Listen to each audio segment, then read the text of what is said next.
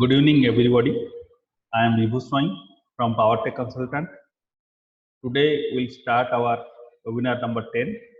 Let me share my screen with you.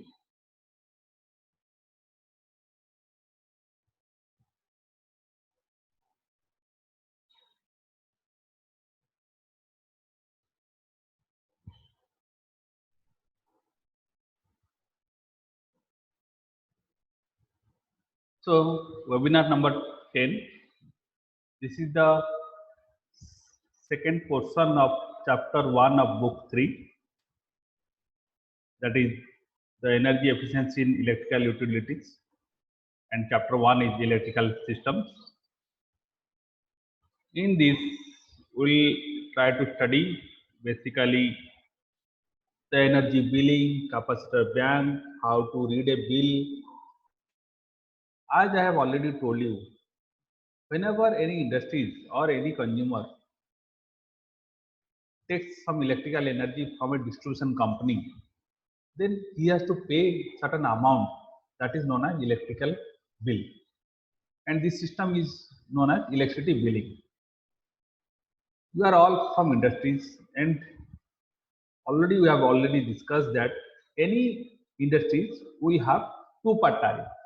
So medium or large enterprise organizations, institute, hospitals or industries who are drawing power at 11 kV or 33 kV or at 132 kV or at 220 kV, ST or EST category, a high tension or extra high tension category, they have two-part tariff. Two-part tariff means the first part is capacity charge or demand charge. You have to pay demand charge or capacity charge for reserving the demand. The second part is actual energy drawn. So this is a variable component, this is a fixed component. That means I have a demand of around, let us say, 10 megawatt of power. But if I want 1 megawatt, should be allowed for drawal of 1 megawatt. But if I want to draw for 15 megawatt, then I should be allowed for 15 megawatt. But how do a DISCOM will know? Therefore, to limit the drawal, to have a reserve, we need to tell to the distribution company what is our demand requirement, so that distribution company will be keeping that much of power available to us at all the time. But for that, it will not be free. For that, I have to pay some demand charge. That means if my demand is 10 megawatt, I should be allowed to draw up to 10 megawatt at any point of time, because I have already reserved that quantum of power, for which I have to pay demand charges. But based on energy drawal, this is a variable charges. Suppose my load is running at full load and I am running continuously. My plant is almost 80% of my load factor, so I'll be paying 80% of energy. But suppose in COVID situation or in some load and situation, I don't have raw material, I may not run the plant at 70%, I'll be running at 30%. That means I'll be drawing 30% of energy. So I have to pay 30% of energy charges. So therefore, one is variable energy charges, another one is capacity or demand drawn, that is fixed charges. Sometimes some utilities, some distribution companies also bill me on kVRH basis.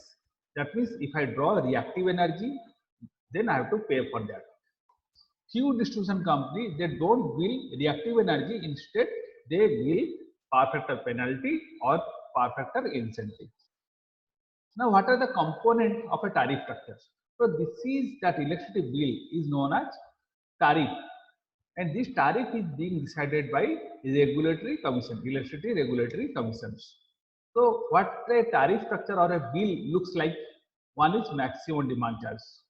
That means based on my demand, I have to pay.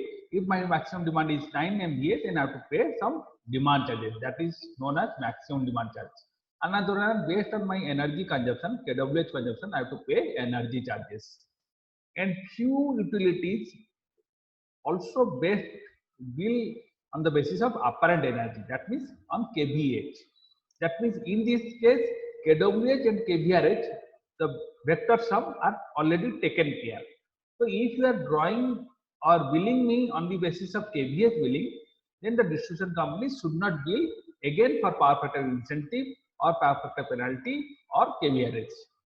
But if you are billing in KWH basis, you may distribution company may charge power factor penalty or power factor incentive, or it can charge also separate KVRH billing.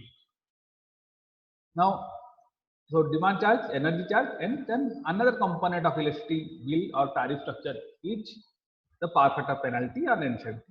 Because if I draw power at a very low power factor, what will happen? The demand will go up. That means the transmission line, the transformers will get overloaded because I am running my plant at a low power factor. Therefore, I have to pay power factor penalty because this DISCOM or utility systems are being overloaded because my low power factor. Either I have to put capacitor bank or I have to pay power factor penalty. If I put capacitor bank, then my demand or my PF will increase. Fuel cost adjustment charges. That means few industry also charge fuel cost adjustment charges. That means few DISCOM, if they have a triparty agreement or biparty agreement with the generating companies, if the coal prices goes up or oil prices goes up, then generation cost also goes up. Now these prices are not adjusted or is not absorbed by the distribution company. Distribution company will pass on this fuel cost adjustment charges to the generic or general consumer or industrial consumer. So if the coal cost goes up, the generation cost goes up, the distribution bill goes up, and distribution company will charge fuel cost adjustment charges accordingly. Now, some DISCOM don't charge this, some DISCOM also charge this. It is based on each state decision by the electricity regulatory commissions. Then electricity duty is charged with respect to unit consumed. This duty is basically comes under State Electricity Duty Act. The state takes this money for carrying out welfare activities in the state. So this is the income of particularly the state government. Then meter rental. Suppose distribution company gives you a meter on rent, then you will be eligible for meter rent. But if you purchase meter on your own, then meter rent will not be applicable. Then another one is time of day. That means in the daytime or in the evening time, whether there is a load is in peak, there is a peak shortage will be there. So to adjust the load to make the demand for flat, what will happen? Distribution company will say that if you draw in night time, you have to pay less. Therefore, there is a time of day. In the evening peak, the rate will be very high. But in the night peak, off peak, or from 12 o'clock midnight to 6 o'clock in the morning, it will be low tariff, or you will get some discount if you draw power at that time. That is known as time of day tariff. Penalty: if my contract demand is 10 megawatt, then I should contain my demand within 10 megawatt. If I increase my contract demand, then if there is a available power is there, then I can draw it, but I have to pay penalty. That is known as overdrawal penalty for exceeding my contract demand. Surcharge is basically if you are LT side, if your metering is done at LT side, then you have to pay surcharge.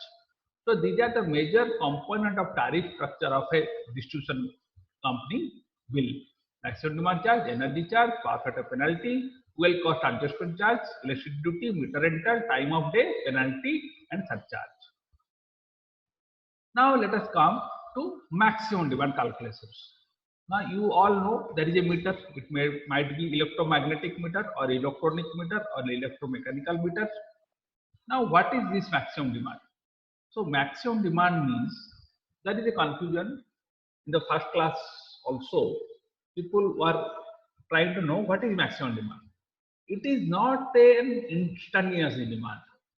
That means you divide the time block. For 24 hours for a day, there is 24 hours. Now let us divide the time block into 30 hours each. Then how many hours will be there? If 30 minutes. If one time block is 30 minutes, then there will be 24 hours. That means around 48 time blocks will be there. This 30 minutes as an assumption is an assumption. So there will be 48 time minutes.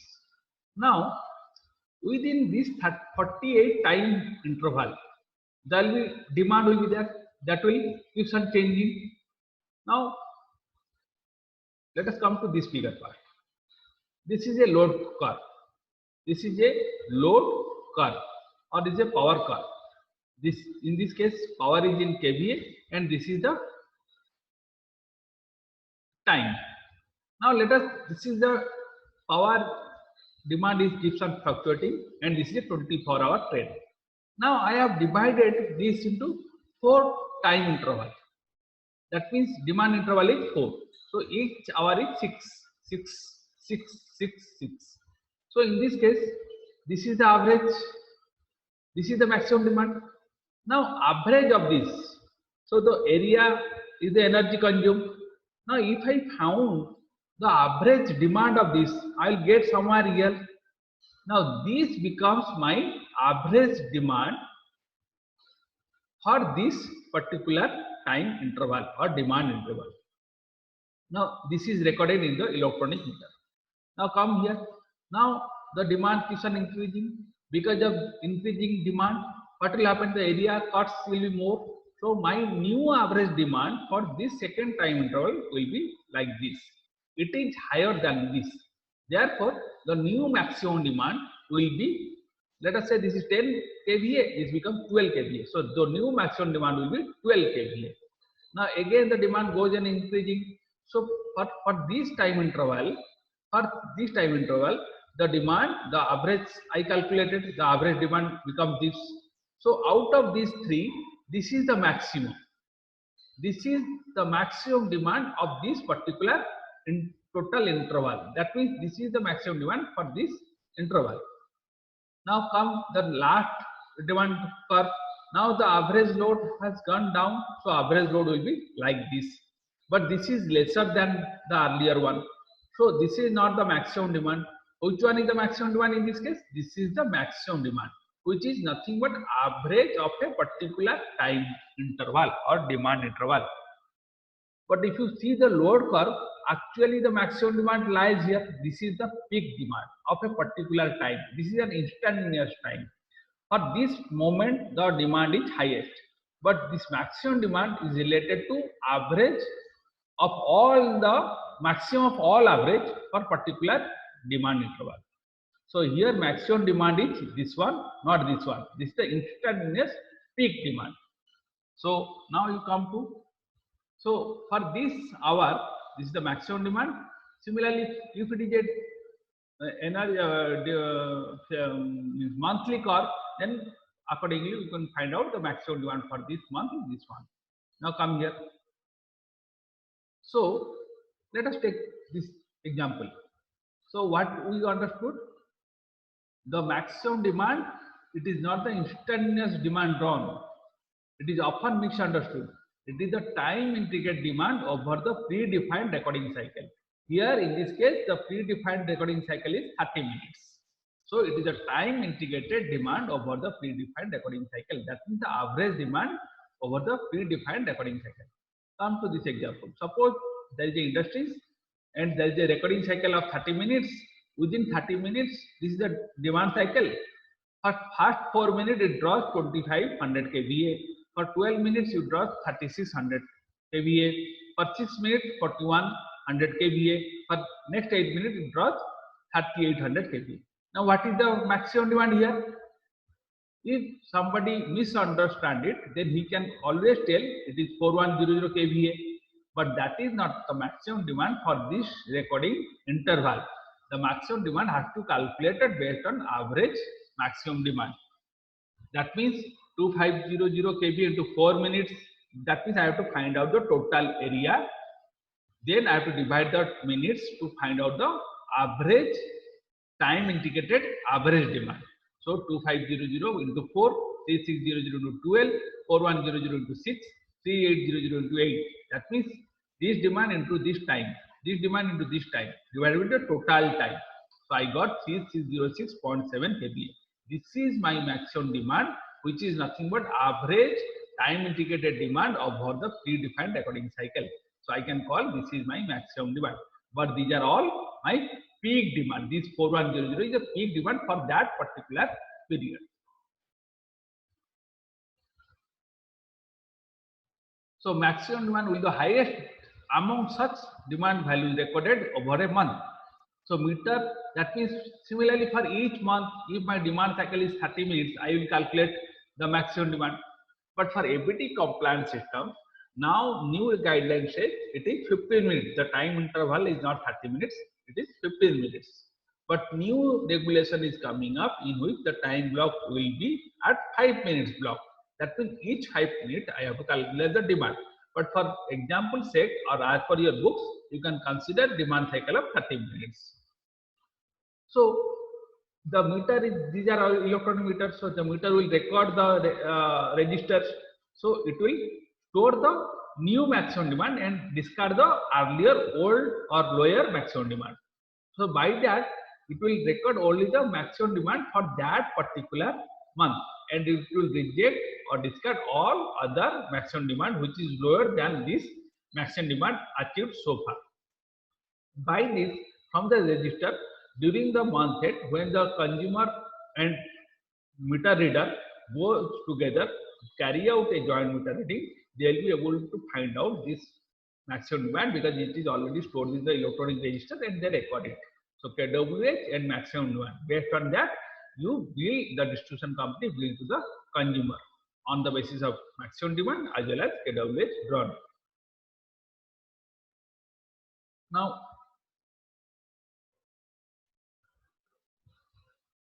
Now meters. Earlier electromechanical meters are there who are rotating types, but recently electronic motor has come up and it has number of advantage because it has substantial memories. It can have registers, it can store number of data, it can store time interval based demand, KWH. So these are substantial memory is there because of having in IC chips and electronic components, and it is highly accurate. You can have accuracy class of 0.2 class, and you can store data for the time of day tariff based on the frequency, based on the time. You can store data, that is time of day tariff, which is for which these data are required to calculate the TOD charges. Then these meters cannot be easily tampered or it cannot be easily managed or mismanaged. Even if you tamper it, it can be known. And there is a provision for measuring harmonics, PAT. It has long service life because there is no moving parts in it. Earlier, the rotating disc was moving is a moving part, and this electronic motor, you can access this data at a remote place. Suppose there is a substation, but it is not approachable. Every time you cannot go for joint meter reading, for physical meter reading. So you can access this data through cloud-based or IoT-based system and calculate bill for a consumer. Now, what do you mean by electrical load management or maximum demand control? Now, this is related to demand side management of a consumer. That means if we have seen, if you keeps on demand increasing, what will happen? Now let us come to that example. In this case, the demand is not flat. The demand is changing. Now suppose in this case, the demand goes up. Then in this case, the generator would require less megawatt generation. But in this case, you require higher generation. Then the generation goes down or the demand goes down. To meet a very fluctuating demand, your generation has to be fluctuating. Now this will put enough stress on the generator. Generator should work at a continuous basis, delivering a constant generation. So it is required that demand should be flat. Demand, if the demand is flat, then automatically the generation will be also flat. Then there will be no overloading of line, no overloading of generator, and you will have better demand side control. But you cannot control the consumer behavior because based on consumer behavior in the night time, all the consumer will switch on the electricity because they require light. So there will be load increase will be there. Therefore, there is a need for electrical load management to have the flat curve. This is known as demand side management. Now, lead for electrical load management. So this is basically because of growth of electricity use, there is a shortfall in capacity to meet demand, and since if you sometimes need higher demand, you require higher cost and higher capacity additions. So load management will not be better, and you have to minimize the peak demands. So for better utilization of power plant capacities. Now, how do they do that? So this is a now if the load demand for consumer against time of day is known as load curve. So this is one type of bar chart based load curve. Now, if it is a 24 hour, if this is a 24 hour, then this is known as a 24 hourly load curve. That means this demand is plotted in each hour. But if it is for 30 days or for a particular month, then this is known as daily load curve. That means you draw the load for that particular day. So it can be daily load curve, it can be hourly load curve. How? What is the approach for controlling or controlling the maximum demand? First one is first plot the curve. That is the load curve generation. You have to measure the meters. You have to measure the demand from the meter reading. You put what is your load curve. That means you generate the load curve first. Then try to reschedule the loads. That means large electrical load, equipment operations, then minimize simultaneous maximum demand. That means if there is a large motors are there, you try to reschedule it. Sometimes in this particular period, don't try to run the heavy motor. You try to reschedule it so that you can reschedule this motor operation at this point, so that there will be load curve will be flat. So one is rescheduling of load. Another one is storage of product in process or material process utilized refrigeration. That means if you require daily some water or some products, some material, some chilled water, hot water, try to produce it utilizing electricity in the off-peak hour or where the demand is not there or when the peak demand is not there. So in off-peak hour, you try to produce the process utilities and store the product in advance. Then another one is shedding non-essential load. So suppose still there is a demand drawal, then there will be some non-essential load will be there, some lighting loads or some auxiliary load. Try to remove those non-essential load to maintain a flat curve. That means there will be critical load, you have to always run it, but some non-critical, non-essential load, you can always discard it or disconnect it to meet the curtail the demand.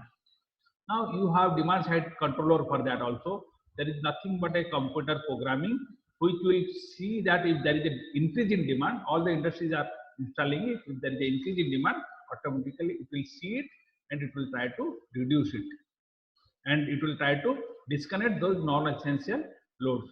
Initially, you have to tell to the control load which are the non-essential load.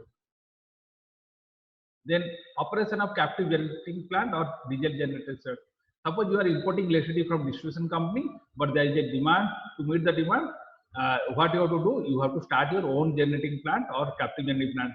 So for that particular period, your DG set will be able to meet your internal load so that your demand will not go up, so that you don't land up in paying demand charges or overdraft penalty to the distribution company. Reactive power compensation. As you know, if you run capacitor bank and maintain good power factor, then the demand will go down because the voltage profile will improve.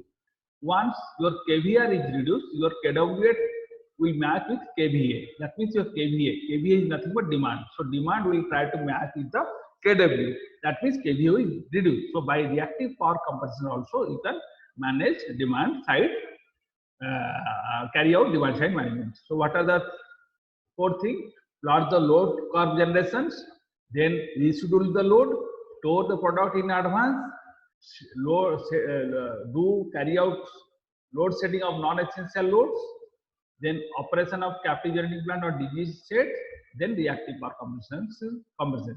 These are the measure through which you can manage your demand, or you have a better demand side management.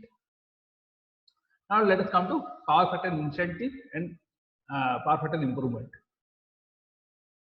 Now see this picture. This is kWA. kWA is basically it is the active power like heating, resistive loads, incandescent light, resistance settings. That means it draws the actual work kW. Now this is kVAr. It is a does not do any useful work, but this reactive power is required to maintain electromagnetic field. But active power is required to perform the work. So this is the reactive power. This is active power. This is known as kVA, and this phi is nothing but the cosine, the inverse of power factor. That means this is the angle between kW and kVA. Now, what is power factor? Power factor is cosine of this angle. That is nothing but kW by kVA. Cosine of phi will be kW divided by k phi. This is known as power triangle or kW, kVAr, kVA vector. These are the vector diagram or power triangle. Now, in this case, now I want to improve this power factor. That means this, if cosine angle, this angle will reduce, then cosine of this angle cos phi will be unity. If angle becomes 90 degree, then automatically this cos phi will be lead to 0. So if phi is 0, cos phi will be 1. So if this angle reduces, then my power factor will be better. It will tend towards 1 or unity. For making this angle, what I have to do? I have to remove this kVAr, I have to reduce this kVAr. Now this is a reactive kVAr, that is a inductive kVAr. So what I have to do? I have to put some additional positive kVAr, that means some additional capacitive kVAr, so which will nullify this reactive kVAr. So if I put this much of capacitive kVAr, so this much of reactive kVAr will go out, cancel each other. So my net angle phi 2 will be this one. My net angle phi 2 will be this one. So since phi 2 has reduced, automatically power factor will be improved. It will tend towards unity. That means by adding capacitor band, I can improve the power factor.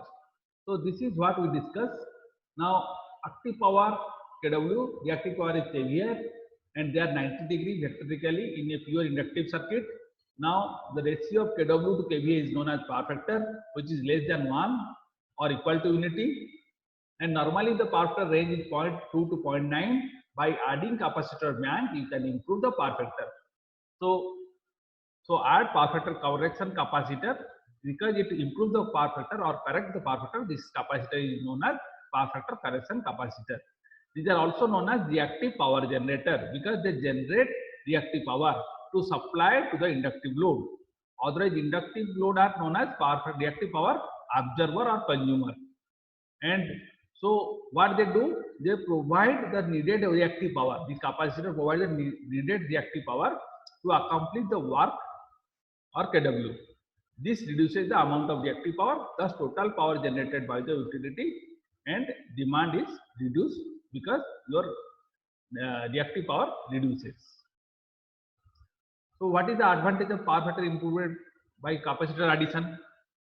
One is the active component of the network is reduced, so that total current in the system from the source is also reduced. What happened? Your reactive power reduces, due to which the kVA component reduces. Now voltage becoming same, the current reduces. Therefore, due to capacitor band, the reactive component and maximum demand drawn reduces, which reduces the current from the system end. So it reduces the current flow from the system end to the load end. Because of reduction in current, I2R power loss also reduced in the system. Similarly, voltage level, because I has reduced, so voltage drop, IR, this current into resistance also will reduce, due to which voltage regulation or voltage will be improved, voltage profile will be improved. Now, KVA load of source generator, since current has gone down, demand has gone down, so generator which is supplying electricity, the KVA loading also will reduce. The transformers, lines and generator, the KVA loading of these three also will reduce. So these are the improvement or advantage of power factor improvement. Regarding cost benefit analysis of power factor improvement, due to reduced KVA, your maximum demand falls, so maximum demand charges also reduces in electricity utility bill. Then reduce distribution losses because kWh has gone down inside the plant boundary also. Your current has gone down, therefore your I square R loss has gone down, so distribution losses will go down. So your kWh, total kWh also will reduces. Now better voltage, since I has reduced, so IR voltage drop will reduce, better voltage you will get at the motor terminal. Then high power factor enables power factor penalty. You don't have to pay power factor penalty. Then improvement in the system such as transformer, cable, switch gear will, you don't have to invest higher size transformer because if you KVA is high, current is high, then you have to design higher size transformer, higher size cables carrying, capable of carrying higher current. But because of power factor, the current rating has come down. Therefore, transformer, cable, switch gear for delivering the same load, the investment on those has reduced. Now, how you have to select the capacitor and what is the location of and what is the sizing of capacitor? Remember this formula: kVA required, capacitor required is nothing but kW tan phi 1 minus tan phi 2. What is phi 1? The existing cosine of power factor 1. What is phi 2? Improved cosine of power factor 2. If you mathematically put trigonometry, you can easily derive this formula. That means you have to find out what is the capacitor bank required. Now see here. Suppose I want to make this KVR 0. That means my phi will be 0. So phi 0 means cosine will be 1. So if the you require the unity power factor, then phi has to be 0. So what is the KVR required? This is the KVR required. So but I got one phi 1. Automatically what will happen? I have to calculate this phi 1 first. That's the intended power factor, the desired power factor. From this I will calculate phi 1. Now I already know kW. From this I can know what is my net KVR.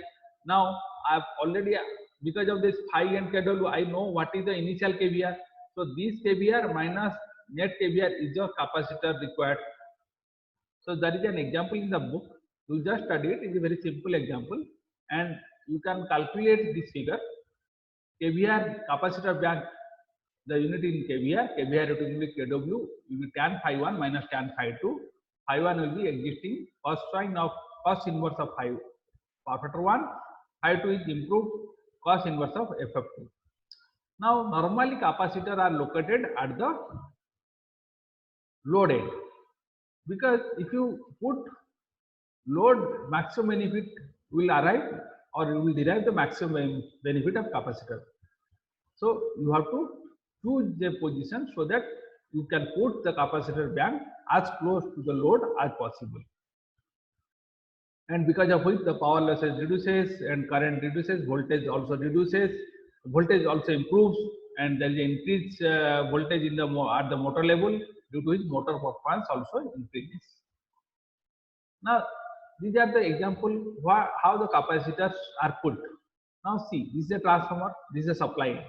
There is a capacitor. This is the capacitor number 6, and this is the capacitor number 5. This is capacitor number 4. This is capacitor number 3 for multi-motor machines. These are individual motors, and these are capacitor 2, 2, 1 are capacitor. Now, what are the advantage of these capacitors? How location helps? Now, suppose I put up a capacitor here. What will happen? When I switch the motor reactor, automatically capacitor gets switched on. So based on the motor load, this capacitor gives him the VAR required. So the current is high here, but after that the current it supplies, so the net current is reduced. So this system becomes performed in a better manner because it operates at reduced current. So KVA improves, voltage improves. But here only this capacitor is switched on simultaneously with this motor. Therefore, you get a better control. But what will happen if I put like this motor I put another capacitor, this motor I put another capacitor. Now if you put single capacitor, the cost will go up. But because if you put 100 kVR, but if you put, there will be, let us say it will be cost around 100 rupees. But if I put 1 kVR each capacitor for 100 numbers, then the cost may go up to 150 kVR or 150 rupees. Therefore, if I put this type of capacitor, it will lead to a costly affair. But it gives, no doubt, it gives a better control. So what happens normally in industries for multi-motor, this is another system. For multi-motor, you put a single capacitor. But here, what will happen? The current increases at this point because capacitor supplies current the VAR at this point. So for all the system, the current, the demand increases. So there is a losses in the system. But from this point, since capacitor is supplying the positive VAR here, so this point the current remains reduced and voltage also improved. But the problem is that for switching on, suppose you have switched four motors, but it is not sufficient. It is only sufficient for 3 motors. Then this matching, switching on and switching off capacitor is required in this place because it is catering to the maximum number of motors. What is the advantage here? The cost is little bit lower because through this capacitor you have eliminated all these 3 capacitors. It is taking care of all the multi-motor machines. Now come here. Here also you supply capacitor, but it takes care of the total distribution. It is put in the substation level. But in this case, cost further goes down. But controlling, you need to assess what are the power factor of internal systems. Then accordingly switch on or switch off this capacitor bank. So here the cost is minimum, but the controlling this all this line everything will be traced because you have to supply the positive VAR. Here the current is high, but from this current is low because this is supplying the VAR to this to all these points. So this is based on this techno-economic analysis, based on the control required, based on the cost involved, based on the location, based on the distribution losses, you decide the position of capacitor band. But no doubt technically if it is lower, closer to the motor end, then it will be a better system. Now perform assessment of power factor capacitors. One is you have to, there are 3-4 components. One is voltage effect. So you have to have a good voltage rating because capacitor here is proportional to the ratio of V square. So one is voltage. Then the material of capacitor, what type of dielectric it is used, paper or polypropylene. So that we need to understand. Then there are series capacitors and as well as shunt capacitor. Series capacitor are normally adopted for voltage boosting in distribution network. Then you need to also carry out operational performance of analysis of capacitor. Capacitor consumes some resistive load as well. It consumes 0.2 to 0.6 watt per kVAr, but it is very negligible. So these are the performance assessment you have to carry out. What is the voltage effect? What are the material used? What type of connections? And what is the operational performance capacitors?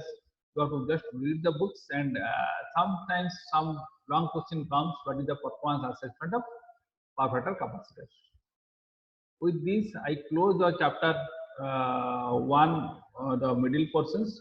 In subsequent webinar 11, we will try to close the chapter 1 of book 3. With this, thank you and good night.